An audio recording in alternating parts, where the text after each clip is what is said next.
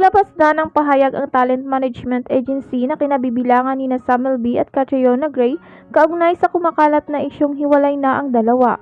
Sa Instagram post ng Cornerstone, inamin nila na may pinagdaraan ng problema sina Sam at Catriona sa kanilang relasyon. Humihiling din sila ng respeto para sa privacy ng kampo ni Samuel B. at Catriona Gray.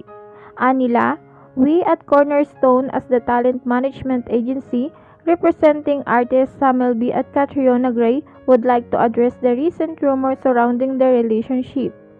While it is true that Sam and Catriona are currently facing some challenges in the relationship, they are actively working on resolving these issues together. We kindly request that everyone respect their privacy during this time as they navigate through this situation. We appreciate that concern and we will wishes from all those who have shown support for the couple. Matatandaan na umugong ang bali-balitang hiwalay na sila nang mapansin ng mga netizens na hindi nasuot ni Catriona Gray ang engagement ring na bigay sa kanya ng aktor.